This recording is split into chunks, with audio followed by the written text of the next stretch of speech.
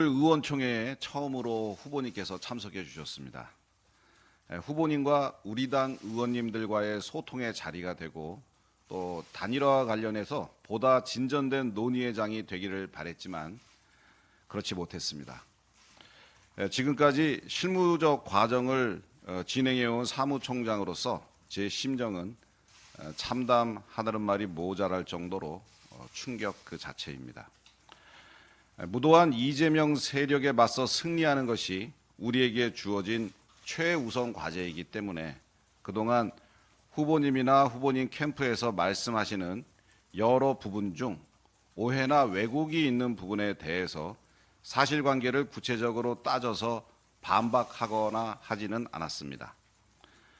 그러나 오해가 또 다른 오해를 낳고 불신을 키우고 있는 상황은 막아야겠기에 팩트체크 차원에서 몇 가지 설명을 드리고자 합니다.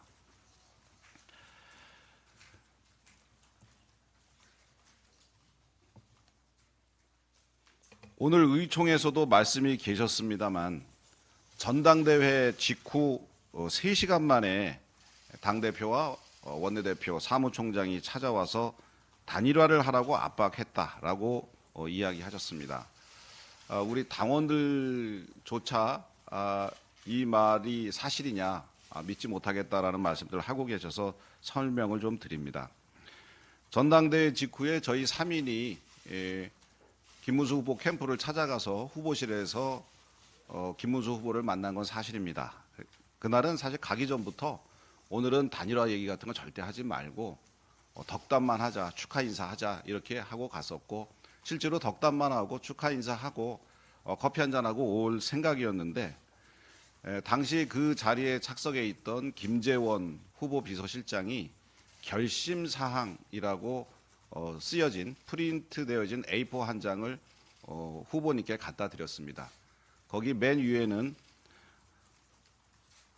선대위원장 해서 한동훈 후보 등 같이 경선을 치렀던 후보들의 이름이 쭉 나열되어 있었습니다.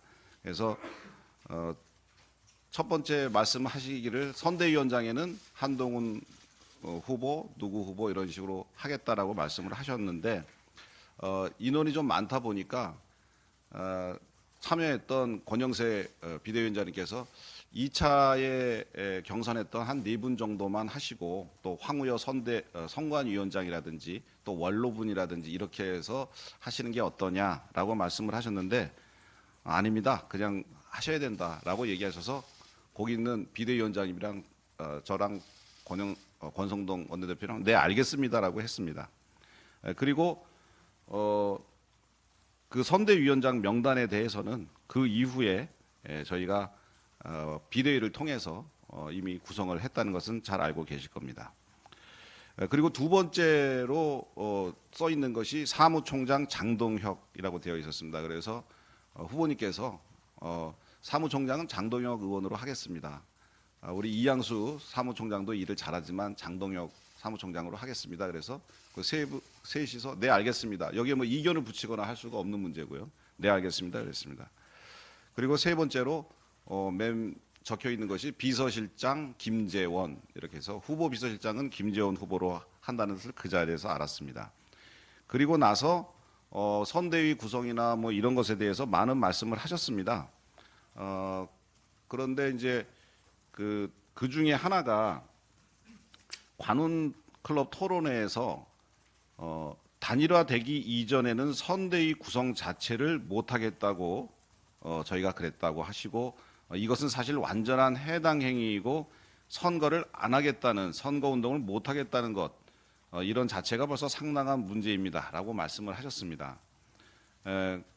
사실 그 자리에서 쭉 선대위 구성에 대한 말씀을 하셔서 근데 선대위는 단일화를 좀 하시고 구성하시는 게 어떠시겠습니까? 라고 제가 물은 거는 사실이고요.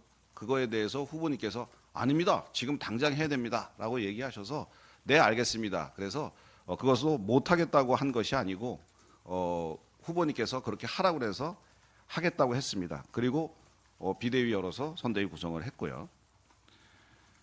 그리고 사무총장을 또 교체하려고 했는데 교체가 안 되었다라고 말씀을 하셨습니다. 사실 사무총장 교체를 5월 3일 저녁에 그걸 같이 있을 때 후보님께서 말씀하셔서 저는 돌아와서 바로 사무실 총장실의 집기 제 소지품들을 정리를 해서 모든 물건들을 다 뺐고요. 그리고 다음날 아침 9시 반에 우리 당의 실국장 회의를 소집을 했습니다. 바로 이 자리에서.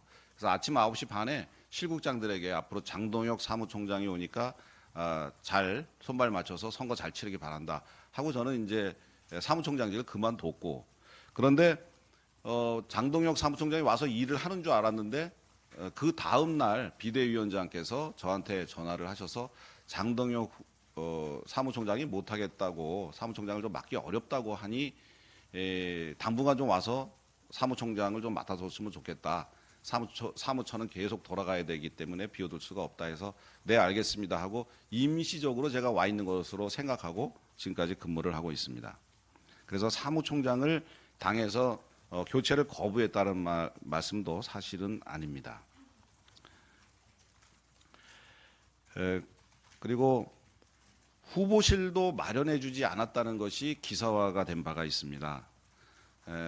사실은 후보실은 총무국장한테 제가 지시를 해서 후보실을 후보님이 쓸 수 있도록 깨끗하게 정리를 해놓고 여성 당직자 2인을 배치해서 손님들 오면 응대할 수 있도록 해주고, 그리고 후보실에서 근무할 수 있는 직원들을 후보님 측에 여쭤서 누구누구를 원하느냐 하면 그대로 좀 인사를 내주는 게 좋겠다라는 얘기를 사실은 제가 그만두기 전에 이미 지시를 했습니다.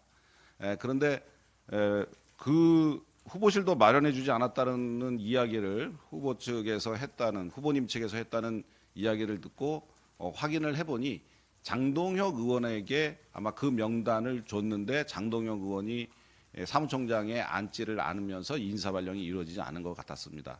그래서 그 보도 이후에 즉시 후보실은 이미 연령이 개방되어 있고, 그다음에 새로이 그 후보실에서 일할 직원들 명단을 주시면 바로 조치하겠다라는 그런 얘기를 했는데 아직까지 인사에 대한 말씀은 안 하셨습니다.